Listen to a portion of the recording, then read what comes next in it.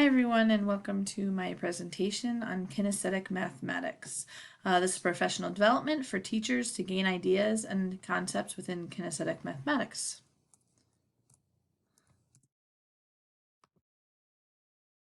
What if you could connect with all students through movement and you weren't even a phys ed teacher? What if you could open students' eyes to math while moving and making a difference? What if you could reach students that often struggle with sitting still? We all have students like that. What if you could change all students to have a growth mindset in math, the key to them being successful in the future? What if you could increase learning just by changing your approach and doing things in a different way that reaches more students? What if you could do all of this and reach students in a new way with math? My hope is that after today, you'll gain understandings and new ways of teaching to teach kids and movement and math. Let's get started. First of all, it's important to understand there are different learning styles. A learning style is how a person absorbs, organizes, and processes information. There's visual, where students learn and gather information more through what they see. Auditory, students gain and process information more through what they hear. And kinesthetic learning, which is more about touching and feeling and doing and being part of that movement rather than listening or seeing things. They actually do the movement of the things. Understanding your students' learning styles helps to increase their success. All classrooms are going to have so many different types of learning styles.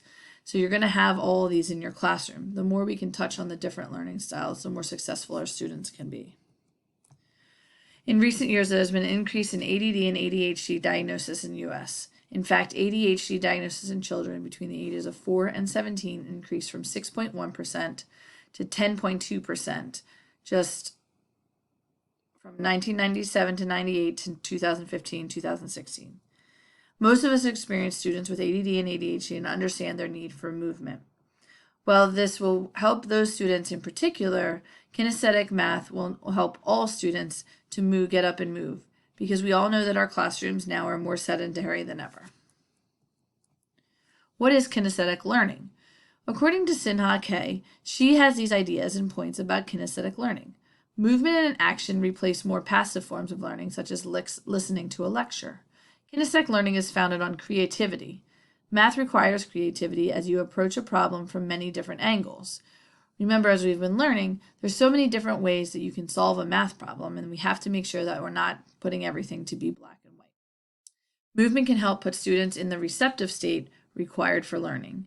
So even though students are best students that sit still and are very good students, just getting them to move and move around a little bit can often help them get ready and focused to then start to begin to learn. So it's helpful for all students. When you use body parts to communicate, receive information, and solve problems in learning activities. There's a lot of studies that have been done with kinesthetic learning in math. And I took a few bits and pieces from a few of the different studies.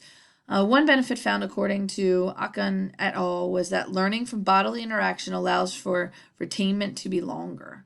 Right? And that is a goal of all teachers, for the students to be able to learn something and be able to hold on to that knowledge and understanding all the way through. One study looked at math and dance and found that the human mind is able to operate in physical, mental, concrete, abstract, iconic, symbolic modes simultaneously and not cyclically. If the context of activity itself demands engagement of the mind and the body, this can increase learning, especially through dance, which was what the focus of this study was. So it found that if we can do kinesthetic movement, or just movement in general, is not going to help us learn. But if we pair the movement and the learning together, we can find that the students can be more successful by encouraging the engagement of the mind and the body. Another study concluded that kinesthetic experience can transfer or generalize to the building and interpretation of formal, highly symbolic mathematical expressions.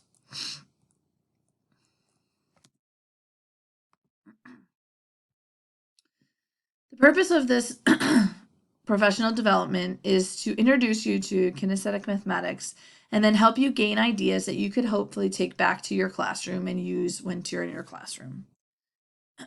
My first one is a common one you've probably seen in a lot of different places. So the first one is a large classroom number line.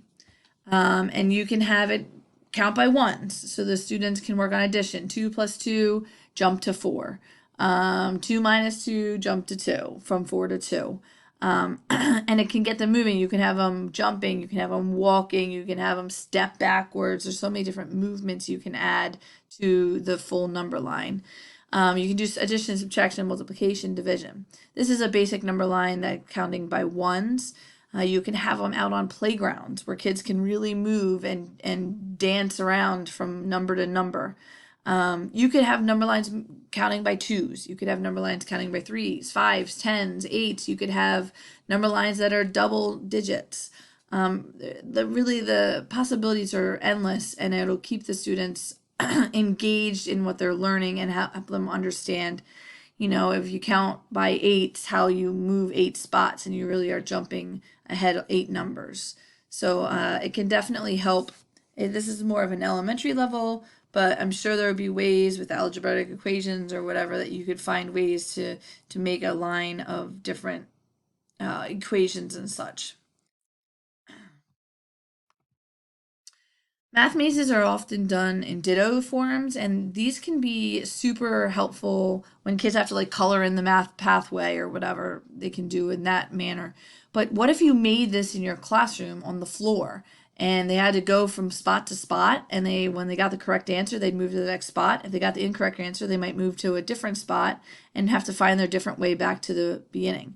What would be really cool if you have a lot of students is to find a way that students could start in all different locations and end up maybe towards the middle when they found their correct way. This would take some planning, but the students would really enjoy moving and being active while doing math. This is a more preschool elementary where body shapes have the students create different shapes in groups outside or in the classroom. You can see here we have a square and a triangle. You could also do this with angles, having students make right angles, acute angles, obtuse angles, all different styles and different ways they could do that. Again, this would be very early on education. We always forget that fractions really exist a ton in cooking and creating things with cooking. So if you have access to an oven or access to a stove and you could cook something together, maybe have the students double a recipe so they have to double all the fractions, or triple the recipe, or do half of a recipe, and the students have to work through the fractions and figure out what is half of 3/4. You could show them real world, that in the real world they're going to be cooking recipes and they're going to have to be able to understand fractions. Slime is always a hit with kids across the board. I have a 12-year-old that likes slime, and I have a 10-year-old that likes slime, and the little kids, they've liked it for years. So making slime, but if you don't make it correctly and you don't do the correct amount and the fractions, the measurements, the kids, it won't come out right. And so they'll get a real quick experience of like how if you don't do it right, then it's going to be a very different type of slime. So this could be a fun way to practice fractions and have them doubling or tripling different equations. Sometimes the order of operations can be difficult for our students to see as we move through and gain more knowledge with math. Oh, sorry about that. So what if we create like a podium and there have gold, silver, bronze medals, and you have the students pick out of a hat the order of operations. So with the medal ceremony, you show, all right, the gold medal first place goes first would be the parentheses, and that person would come up. All right, next up can the exponents come up, and next up can the multiplication and division come forward. With the multiplication and division and the addition and subtraction, it's what comes first in the equation. So what we would do is whoever made it to the front of the, don't tell them this ahead of time, but whoever comes to the front of the room first, have them go first, because that's what happens when they're in the front of the, where it comes within the equation is how you decide which one goes first. So it could be a fun way to give them a visual and with moving to get a better concept of the order of operations. Scavenger hunts are always fun. You can do scavenger hunts in every subject you can imagine in every which way.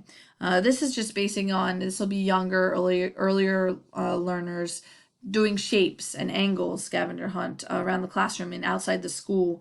And they can go outside the school with you and find different shapes, draw them out.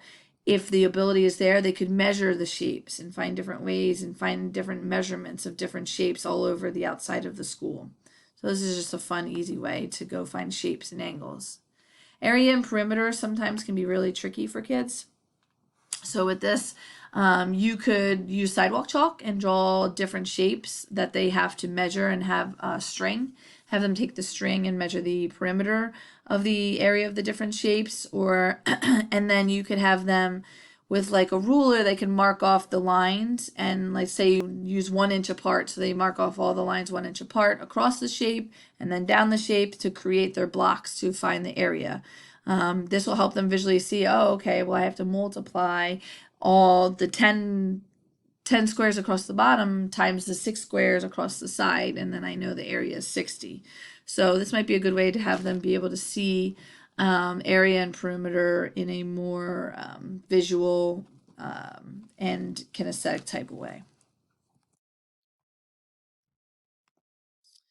Human Venn diagrams. These are so fun. You can take the students outside. You can really ask any question you can imagine, and then have different answers. You can ask all sorts of questions to the students. They move to the circle that corresponds to the answer they chose. You just tell them which one is which circle is which answer.